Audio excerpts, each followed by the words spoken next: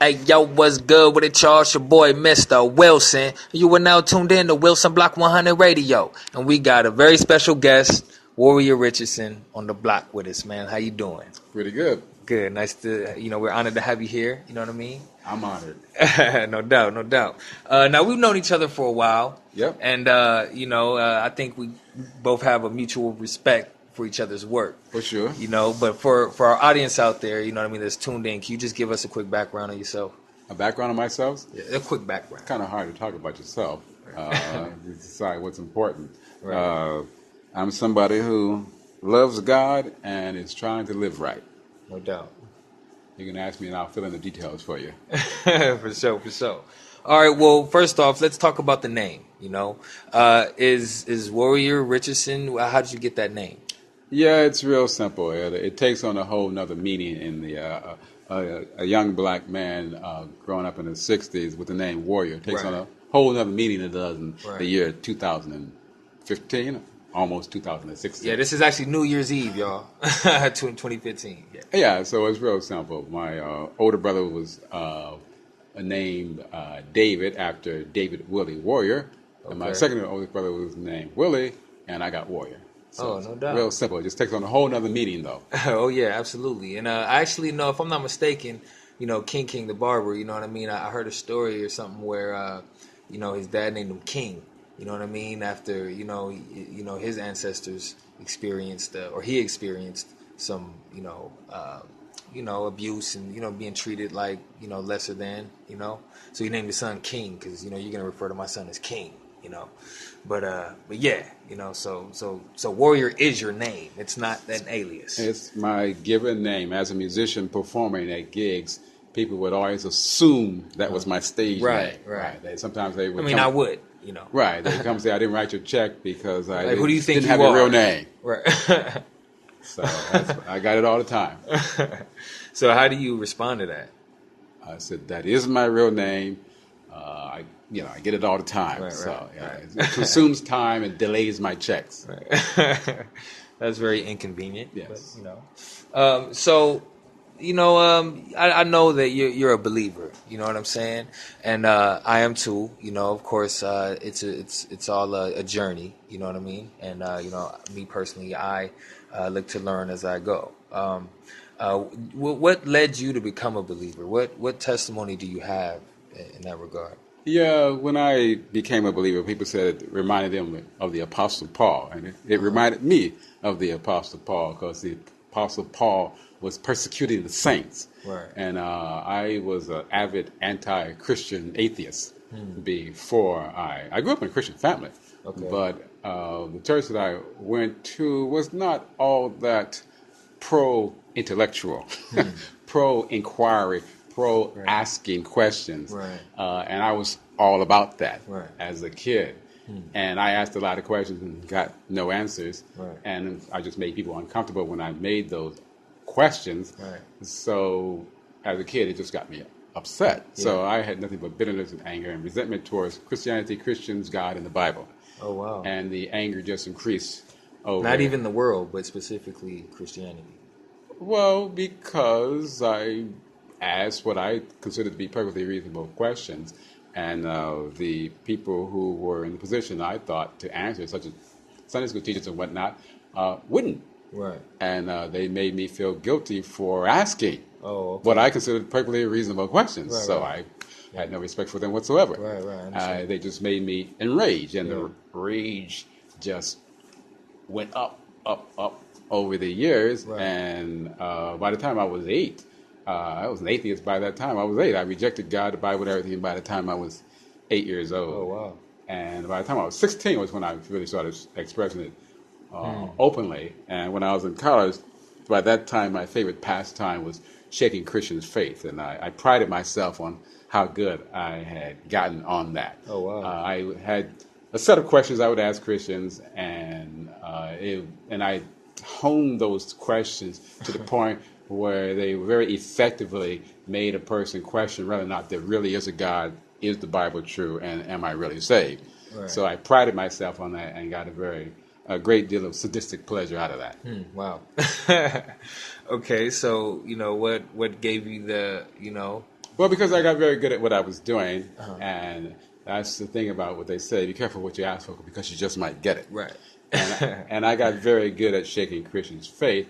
And then, making a very long story short, I think about the one Christian who sticks out in my mind, who impacted me the most in the midst of my anti-Christian crusade. His name was Horace. I was a student at the University of Rochester, and I was That's New York, right?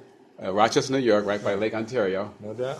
Incredibly high snow drifts that went up over the telephone poles. Wow. But I was playing my saxophone 4 o'clock in the morning, and then I was finished, and I was walking, and I walked by the cafeteria, which was not supposed to be open at 4 o'clock in the morning. Sure enough, it was in, and so I looked in, and there was Horace, and he was one of the Christians who went around preaching the gospel around campus. And I remember I was constantly shaking people's faith, and since he was the ringleader of all these Christians, I said, I'm going to get this guy. Oh, right. This was a trophy right here. Yeah, he was a trophy. So I was determined to get Horace. Right. And so then I said, I got him now. So I went in there, and Horace used the classic argument for the empirical evidence for the bodily resurrection of Jesus Christ. Okay. And it was airtight logic. It was irrefutable, and he shook my faith in my unbelief. Wow. And I remember not wanting to keep thinking about what he was saying, because I knew that the logic that he put forward to me inevitably led to the inescapable conclusion that Jesus Christ really did rise from the dead. And if that was true, the Bible is true, there is a God, and everything else logically followed. I knew that. So, but all of the other Christians couldn't come from that? None. I never ran into a Christian who could shake my faith like Horace did. Wow.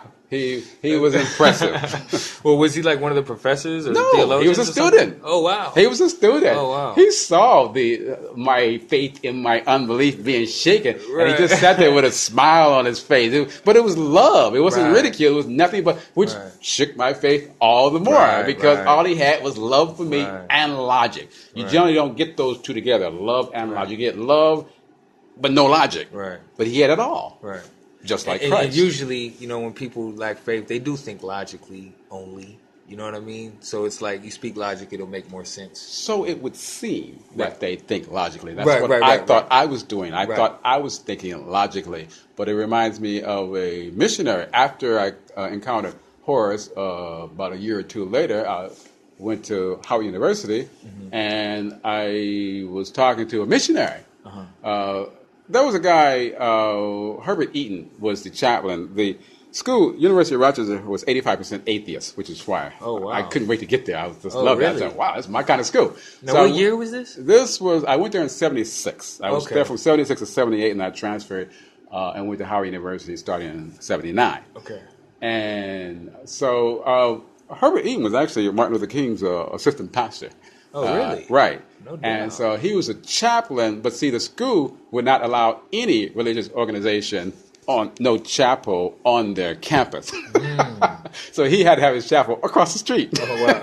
And so he was the unofficial chaplain, and he thought I was a Christian because I grew up in a Christian family and was taught Christian principles, and they were firmly instilled in me. Although I was full of contradictions for that very reason, because I would say things like I believe in the teachings of Jesus Christ, but I didn't believe in the miracles. So I can't have one without the other, though, right? No, it doesn't make any sense. Right. So I actually didn't make any sense, but not very many people were able to make that clear to me, other than Horace. And so people assumed I was a Christian because of the way I conducted myself, unless you bring up that one topic. Right. So Horace was just ready for it. I mean, Horace was the evangelist par excellence. He was humble. He knew his scripture. He was very logical, very intelligent. He was the evangelist par excellence. Right, and he was actually strong in faith. He was unequivocally strong in faith. That's what got me. Right. He really believed. His faith couldn't be shaken. It was rock solid, based on the irrefutable evidence to the bodily resurrection of Jesus Christ. He knew it. The Bible is chock full of evidence. People don't get that. Archaeology supports it. The man was good. The man was good. Right. The man was good. No doubt. Okay, so man, so yeah, continue. You know Oh what led you yeah, to actually the make the so I was talking about the missionary who, when I was at Howard University, I got on Herbert Eden because Herbert Eden thought that the chaplain at University of Rochester, the unofficial chaplain, he thought that I was a Christian, and I didn't tell him I wasn't. right. And because he was making arrangements for me to go to Howard University, he said that I needed to leave there. I was Black Student Union president at the University of Rochester, and I was fighting the administration, and it was a losing battle. Won a few battles, and then they were determined to get me, and they did. And so he was telling me, you need to go to Howard University. That's where you can grow. Oh, hold on, that was at Rochester. That was at Rochester. Right, Herbert okay. Eaton was saying you need to go to Howard University. That's where you can really flourish, and he was correct.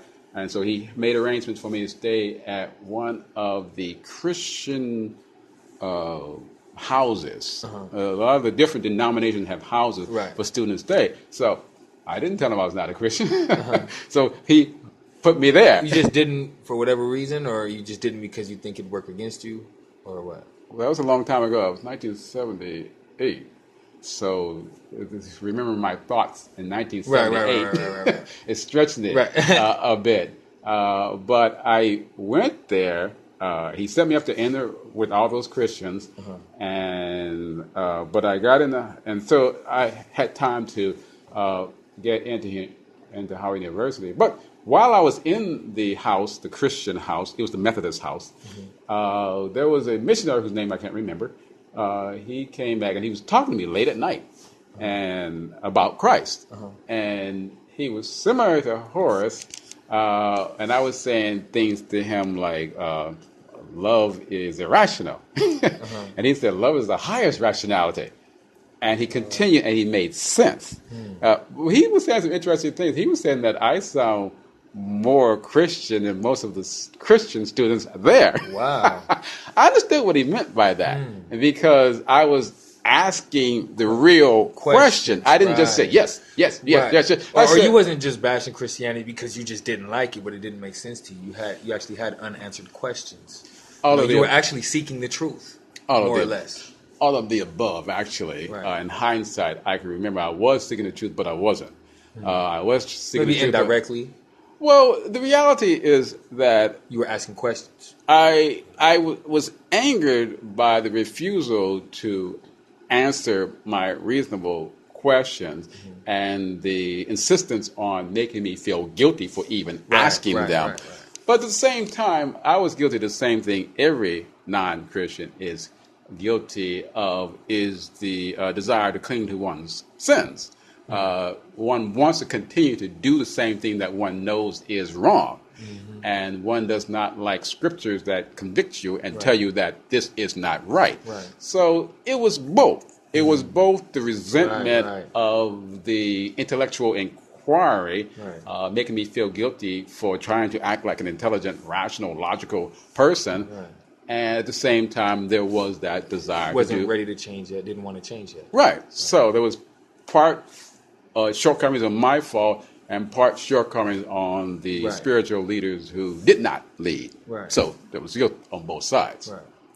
But so I went through that, went to Howard University. You talking about my conversion, so I'm going to fast forward past quite a few years, because I was 18 when I went to Howard University, and I was 33 when I was born again. Real quick, what were you taking at the universities? At the University of Rochester, I didn't know what I wanted to major in. You don't have to declare your major until your sophomore year. After 2 years, you can declare your majors. I changed my major every 5 minutes, it seemed like. But that was okay, because you could explore what you wanted. But when I went to Howard, I transferred to Howard University, and then I stumbled across economics. That was it. Because when I was 16 years old, I said I wanted to go to college because I wanted to find out why some people were poor and some people were rich. And when I stumbled across economics, that was it. And it did answer the question why some people are poor and some people are rich. So I have even from an academic perspective. It answered the question from an academic question. It answered the question thoroughly. It answered the question, period. It answers the question. So I got the answer to that question. And so, like I said, fast forward past all those years in wow, trying to leave out all the numerous details. What happened What was the key thing that made you convert? I mean, I'm sure you had finally got to a certain point where... I just have to tell the way it happened. It was 1991, that summer, somewhere around that. I was playing saxophone in a gospel band, of all things. Some people who had a gospel group asked me to play with them. I said, I don't believe in God, I don't go to church, any of that kind of stuff, but I like music. Gospel, got jazz, you name it, I like a lot of different kinds of music. Sure, as long as you understand that, yeah. Right. So we went around playing inside of churches, and before the pastor or preacher would speak, I would leave. We would play, and I would make sure I left before that. But then, one day, for no apparent reason, I got this urge. I didn't know what it was. I didn't know what it was for. And it just became greater and greater and greater. I was like, what is this? Where is this coming from? Didn't make any sense. It became overpowering.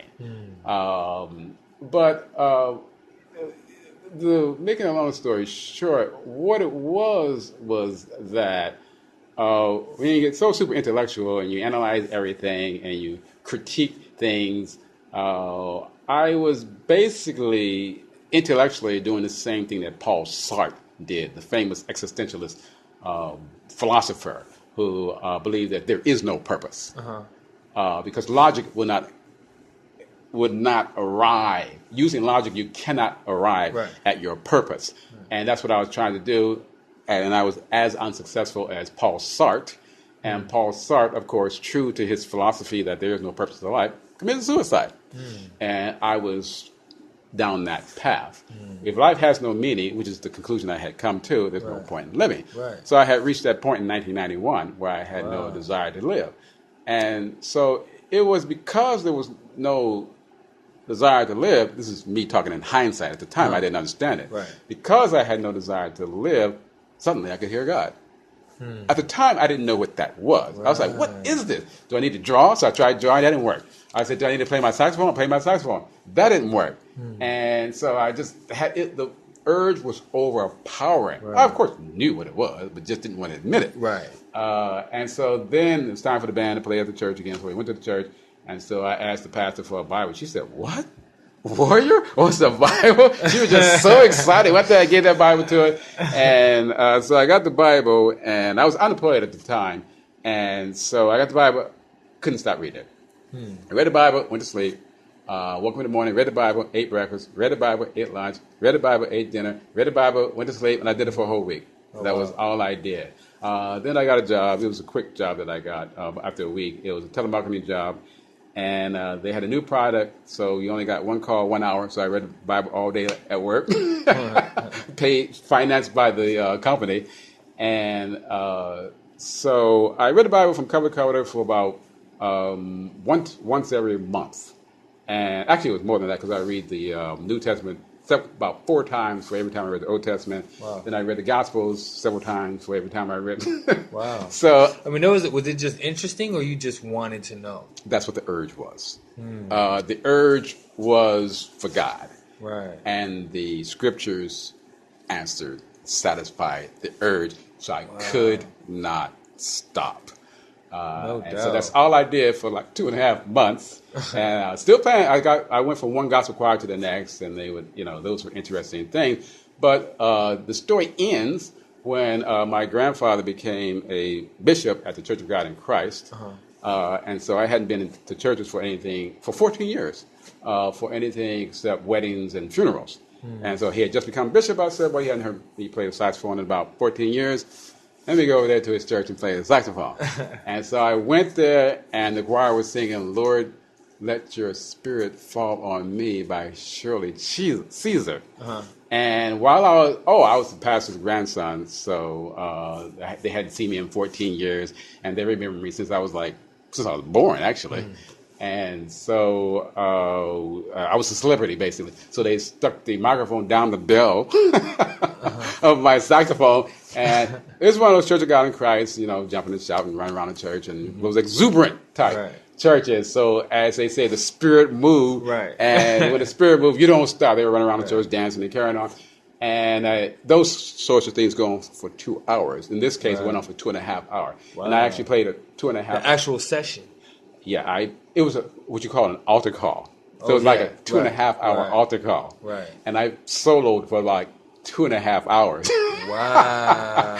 So I mean, as a kid, when I was at the altar call, man, it was always a long process. Yeah, well, this was a long one because it reminded me that and while I was playing my saxophone, the instant I got saved, my grandfather looked me dead in the eye, and I remembered what he said when he was in a hospital. He didn't say anything actually. He was in a hospital when I had come back home from Washington D.C. And he looked at me. And when you know somebody as well as you know your grandfather, you do a lot of nonverbal communication. Right. And I knew what that look meant. Like, this is the one. The spiritual person who comes after him. And I knew, I was like, you got the wrong person. He knew what that look was too.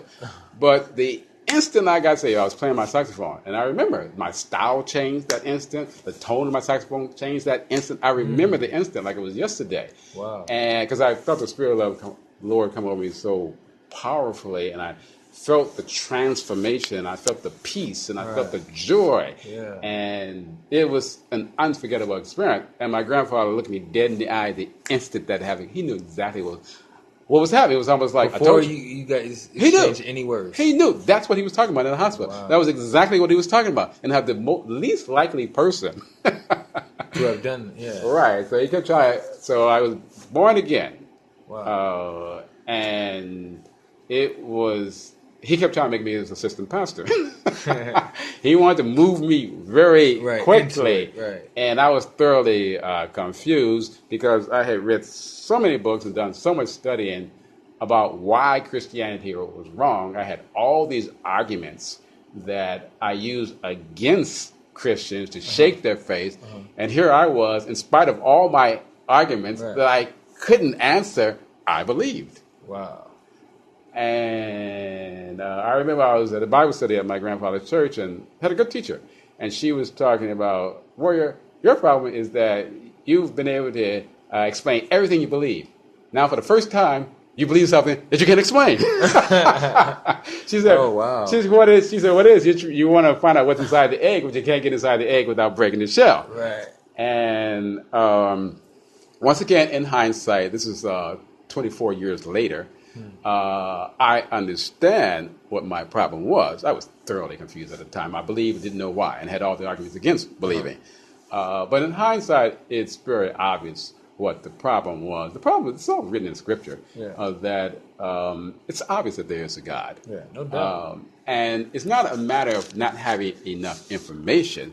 The design in the universe alone indicates that there is a designer. Right. I could go on and on about the overwhelming evidence about the existence of God. That's not the problem. Right. The problem is our refusal to admit that there is a designer, and he designed me as well. Right. So the designer of me knows what's best for me better than I do. Right. So God reached down and touched me and converted me. No doubt. The Scripture says it. The Holy Spirit convicts and converts us. The Holy Spirit convicts us of the evidence. Right. There's no shortage of the evidence.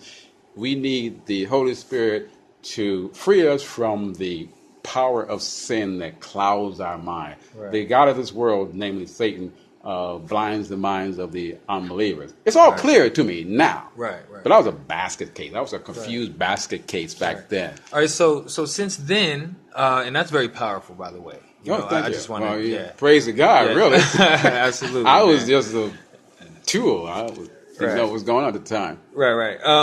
So since you've been a believer, right? I mean, you've used your talents, you know what I mean, to share the gospel, Right. And through that, you've actually before we get you actually created a comic book, right?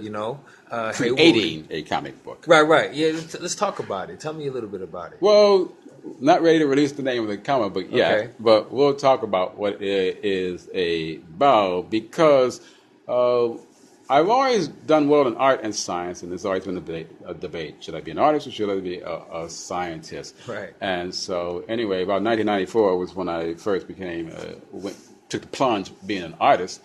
And even then I had a hard time spending my necessary amount of time doing the art versus studying scripture. Right. So it was a tug of war between the two.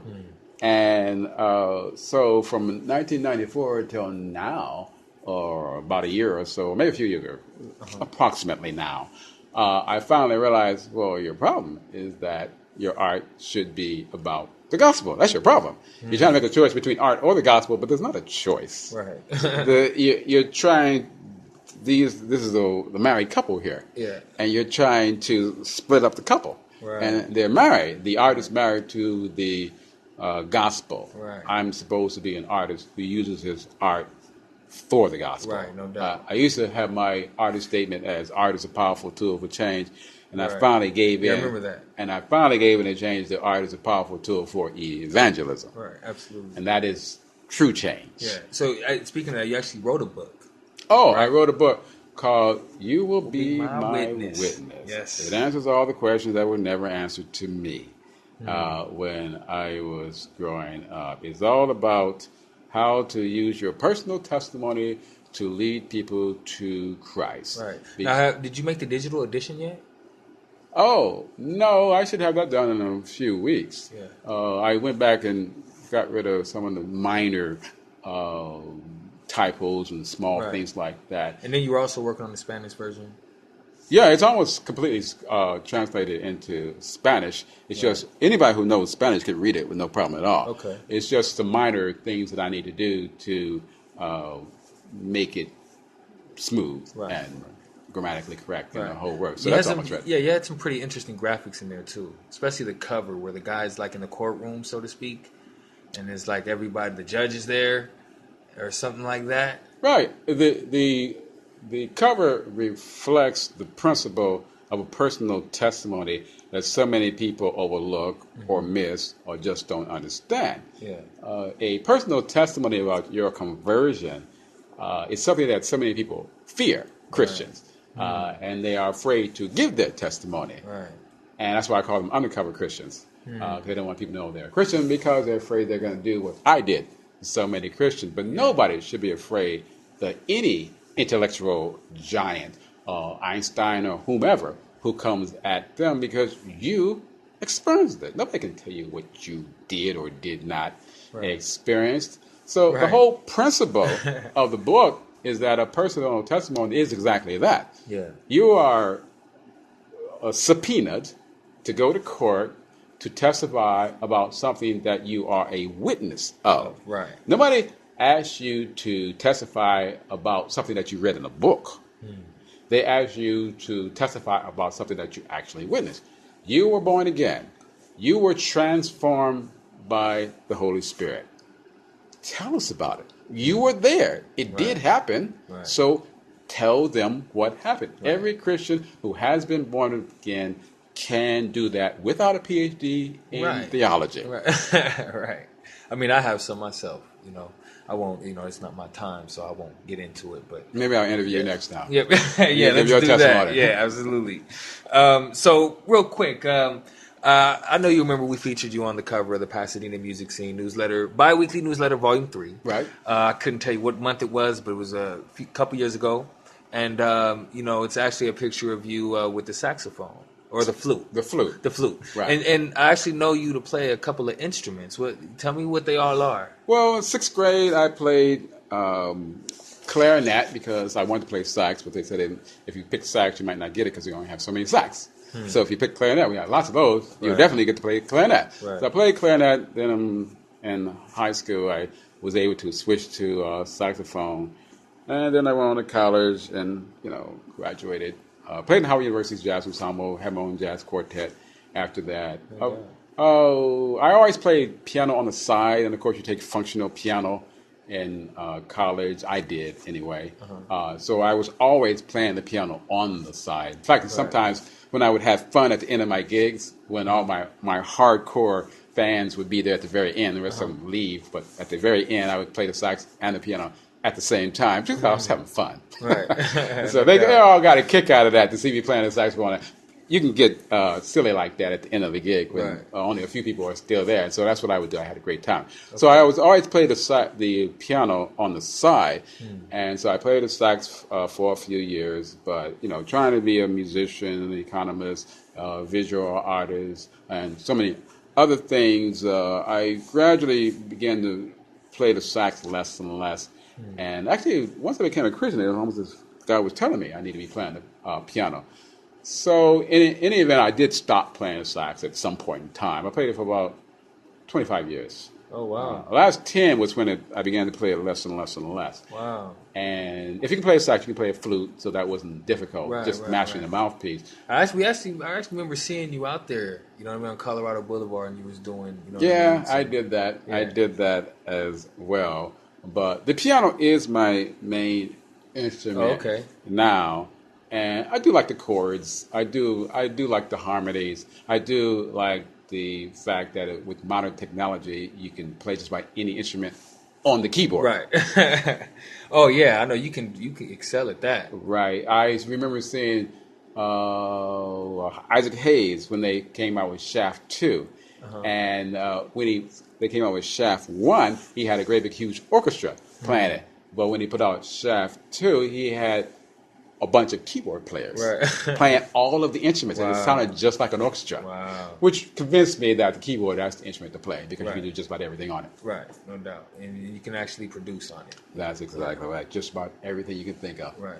And keyboards that come with the little beat pads, man, those are cool too. I don't use beat pads. I do my own beats. No doubt. So yeah, man, that's awesome. Instruments, illustration. Tell me a little bit about, because at the Wilson Block, we're big on community outreach, and, we like to encourage artists to participate in community outreach. And I know you've done some work with youth, in the past, in juvenile detention centers. Tell me a little bit about that. I consider that some of my most important work. Let's see. What I did was, what year was that? Came back to Omaha in 1989.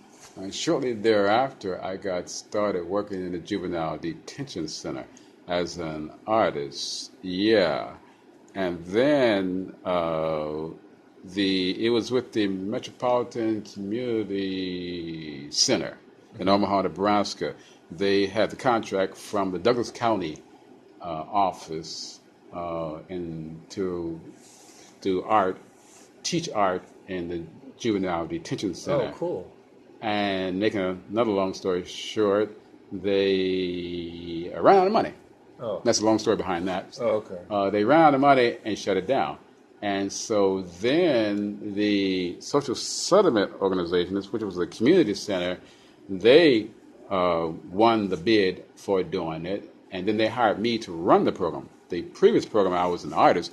The second program, I was the coordinator for the program. So we ran that program, and then that one ended. How was you engaged with the kids? That was quite a challenge. When I went in there as an artist, they didn't tell me anything, didn't give me orientation, didn't give me any training, just sent me straight in the room. And I got the quote-unquote good kids, the kids who hadn't done anything much bad, and they were just like a bunch of saints in the room. I was like, oh, this is a piece of cake. Oh, really? And then eventually I got the quote-unquote bad kids. Right. And everybody I've ever known who has gone in there has burned out. And I burned out in about 3 months. And so I didn't know what I was doing, and they didn't help me any. Cause they were just concerned with putting somebody in front of them, really, huh? There was some confusion. When that program, the first program ended, and the second program... Now, what would you actually teach? I'm sorry. I taught art, but since I was with the juvenile detention center, it was different because... Limited on the tools they can have and things like that. This is true, but it reminds... I'm going to fast forward and go back because after those two programs, I wrote a paper and presented it at a Black Studies program about that. I did my research on all the research that had been done on prison art programs. Right. what makes them effective, why they don't last, except which kinds do last, which are the kinds that are started by individual artists. I found that those are the ones that last. The big, well-funded ones last 4 or 5 years, boom, and they don't last. But the artists are committed, so they do it even though there's no personal financial reward. They actually make a personal sacrifice to their career and their finances to help the incarcerated individuals. So you have to be outwardly focused. You have to care about other people. More. Genuinely. Yeah, you have to genuinely care about them. You have to be externally focused, not on what can I get out of this, because you don't get, you give. You don't get monetarily. Oh yeah, on a spiritual plane and all that, but you can't think in terms of how much money am I going to make, because you can make more money doing it otherwise. There is no net financial gain or profit from a purely self-centered perspective. And you know what? Coming up as I was in a group homes. I grew up in the group homes and foster homes, and I could spot it out. You know what I mean? In the group home staff, you know what they were here for. You know what I mean? And if they weren't, genuinely there, I would give them a hard time. That's exactly what I saw in the detention center. I could go on for hours. I was in juvenile hall and all that, so, They know who's real. They know who's not. They know who cares about them. They know who don't. I could go on and on about that, but I guess I could sum it up, my experience in there one time. When I was in the room with the kids, they fight. ATL would fight the guards almost every day. They were all scared. He was 15 years old, and they would fight the guards, and they were scared of him. Some of them were pretty big, right? He was big. He was big. And they were scared of him, rightfully so. But Edu, who ran the program, would have ATL, big, buff ATL, rolling around on the floor, giggling like a 5-year-old kid. He was terrorized all the other kids, but he was a kid at heart. They were emotionally 5-year-olds. We were parents, basically. But what sums up my success in there, 1 second here. What sums up my success in there is one day I was teaching my art class, and I remember telling the kids that the only thing I ask from you is that you give me the same respect that I give you. And they surprised me by all nodding their head in agreement. I was like, whoa. Well, that was reasonable for them. Yes. I realized, wait a minute, that's exactly what's happening here. Because the ones who don't love them, they spot them just like that. I mean, immediately. And those people cannot succeed because the kids will not let that happen. You will not succeed in here if you don't care about it. Not going to happen. So I realized they were doing exactly what I said. I treated them with respect, and they did the exact thing right back to me. One thing I learned in there, I can articulate it clearly now, but I didn't articulate it clearly then, was that somebody told me when I was teaching in New Orleans, it was an at-risk, they called it at-risk school. It was a school where, that was last resort. They were kicked out of every other school, and that was the last school they can go to. They get kicked out of there, they wouldn't be in any school. So I taught there, and it was a really good teacher. She showed me a book, and it had a good phrase in there. The phrase said that students rise to the expectation of their teachers. So wherever I went, juvenile detention center, middle class schools, boondocks of Nebraska, out in the farmland, everywhere. The Great Plains. The rich kids, poor kids, black kids, white kids, you name it. I had the same standard of behavior. I insisted on the same standard of behavior, and I got it. It wasn't immediate. It took time. They would always move in that direction. You had to get your feet wet a little, right? This is true. But it is true that students do rise to the expectation of their teacher. If you expect them to act like a bunch of thugs, which I did not, if you expect them to act like that, that's exactly what they're going to act like. But I expected them to act like civilized, decent human beings, and that was exactly the way they acted in my class. That's powerful. But I didn't realize what I was doing when I was doing it until I said that all I ask is that you give me the same respect that I give you. And that's when I realized, whoa, that's what's happening here. Wow. So it was looking back that I realized what worked. But when I wrote the paper for that Black Studies conference, I was writing about doing the art program inside a juvenile detention center in conjunction with a community center. Right. I wrote that. So I did research about what other people had already discovered. They had discovered most of what I had already discovered, but I just discovered a few things that they had not discovered. So that helped me out a lot. Then I went to New Orleans, moved to New Orleans. Right. And you actually wrote for the Louisiana Weekly, right? I wrote for the Louisiana Weekly, and I started an art program in the Juvenile Detention Center there. Oh, really? But see, in Omaha, Nebraska, they hired me as an artist. That program ended. Then the social settlement program hired me as the coordinator of the program. When I went to New Orleans, I had a problem with the way things were done in Omaha. But then, since I had done my research on what is required to do a successful art program, and the key was that artists, individual artists who start programs, they last. Right. Federally funded programs that have multi-million-dollar funding don't last more than like 4 or 5 years because the people they run out of money and there's no inspiration. You know what I'm saying? Or the government officials just cancel them. Right. So the people who care, artists care. They're not there to make money. They could do better, make more money if they did. So I realized that I was the kind of person that studies show, create programs that last. Right. So I said, okay, so let me create a program. So I wrote a grant to the Louisiana Arts Council. They loved it. Oh, wow. And they gave me a small amount of money, but I did not want lots of money, which people told me I was crazy. Lots of people who were in a position to give me money kept saying, I would give you $500,000, or somebody said, you get $3 million.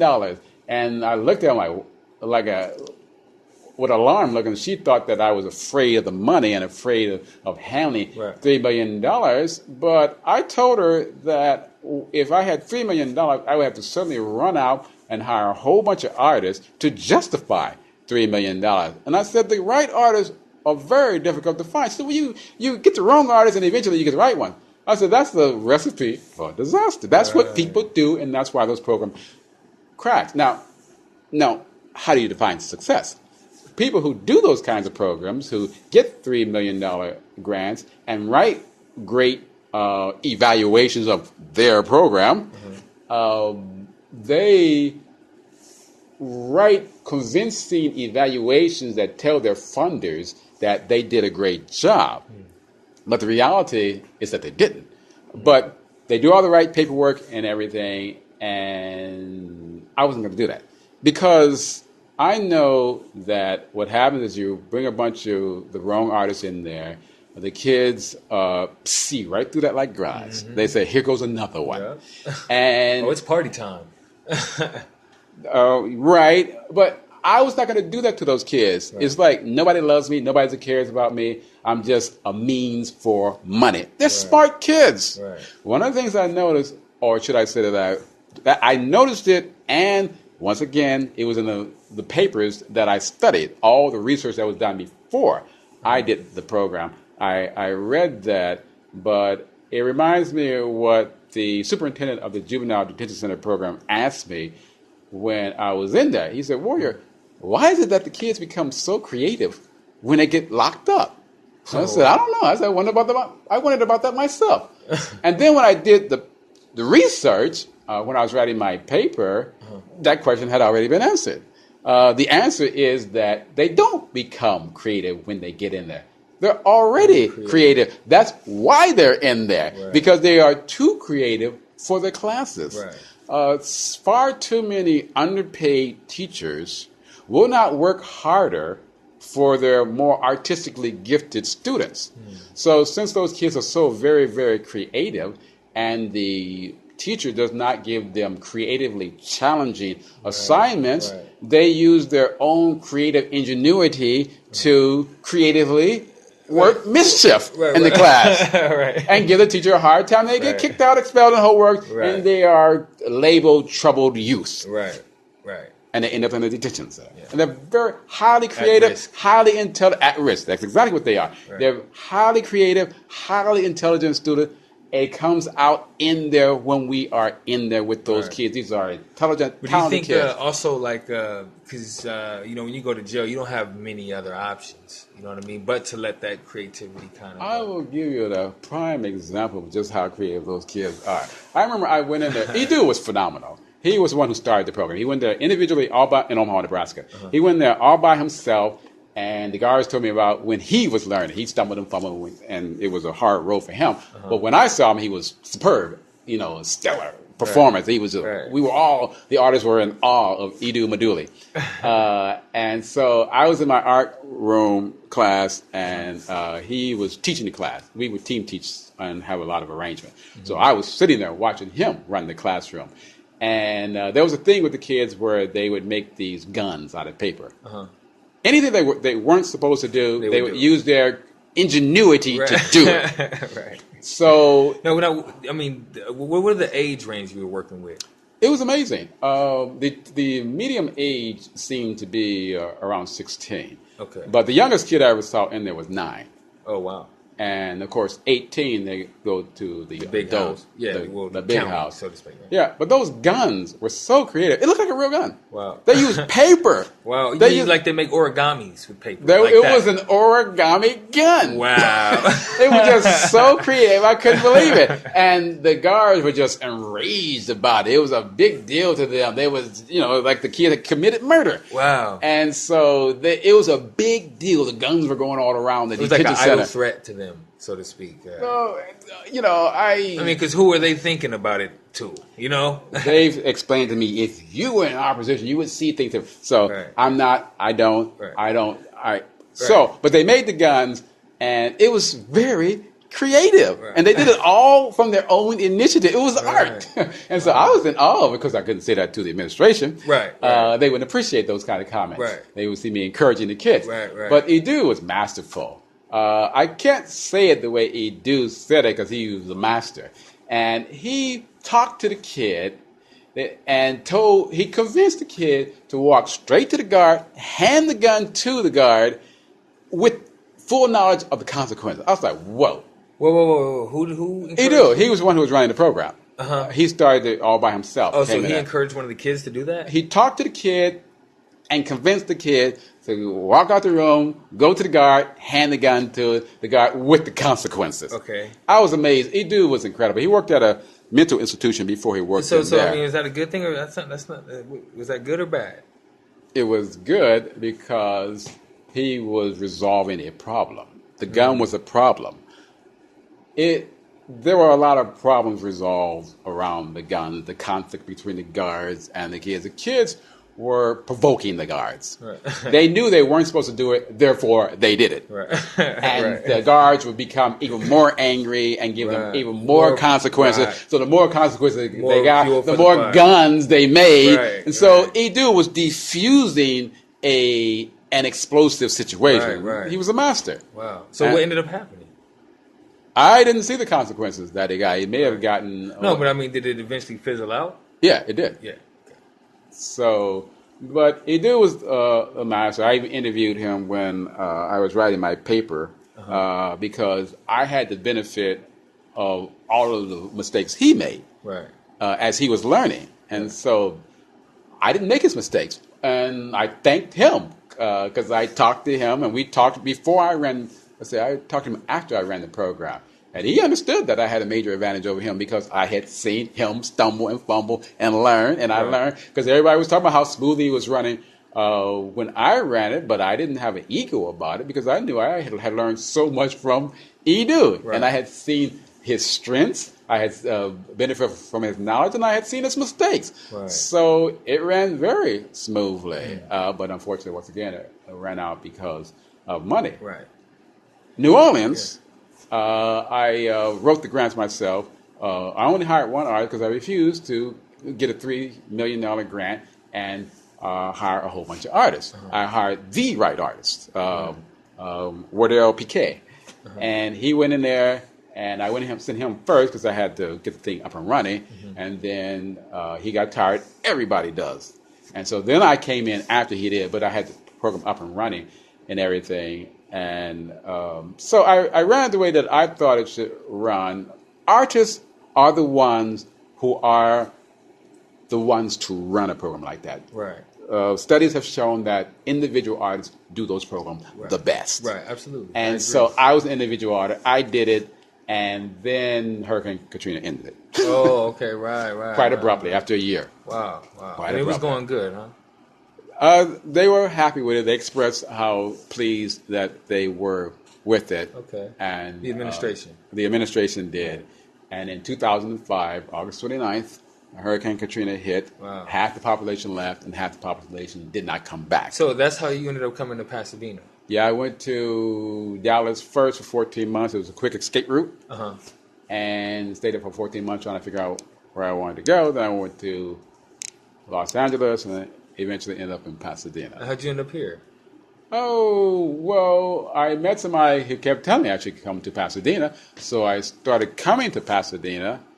And every time I went back to L.A., I just couldn't wait to come back to Pasadena. Because I always had so many things to do in L.A., but I couldn't wait to get back to Pasadena. Right, I'm the And same so way. here I am. Yeah, it's like night and day, kind of. It is like night and I mean, day. I was thinking about it today. If I'm going to be in L.A., I got to be on the west side, man. I got to be where the palm trees. I mean, there's palm trees all over, but the west side. It's a beautiful part of LA.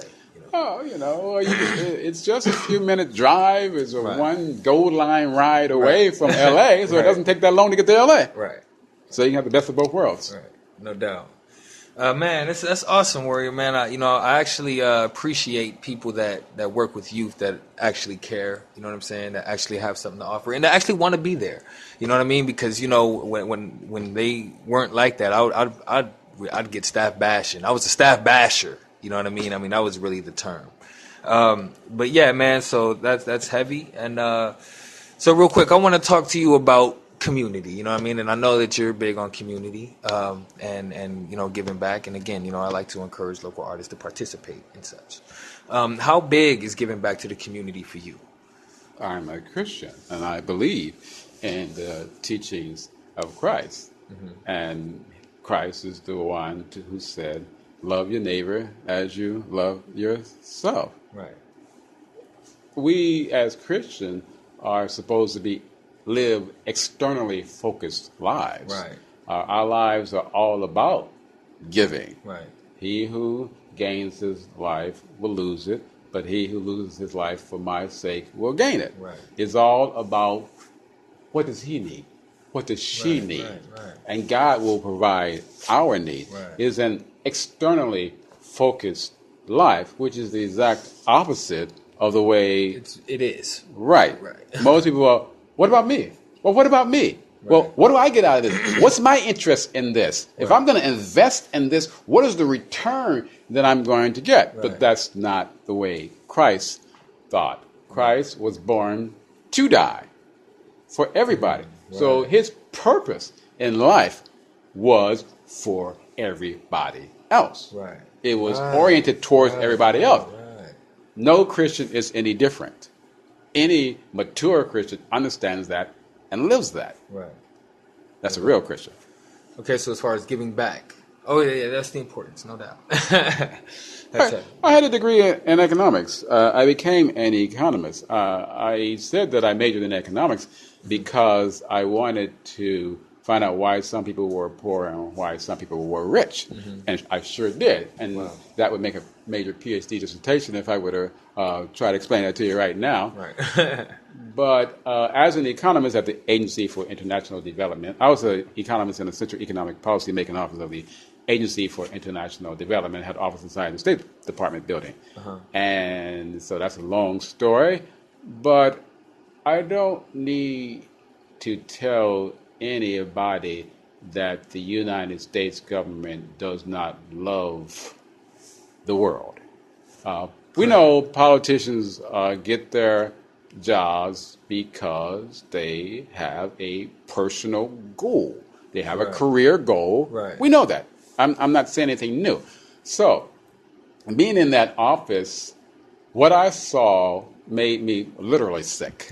Man, I understand. I was not just figuratively sick of the job, but I was literally sick. I started calling in sick for work, once a month, then once a week, and I said, "Whoa."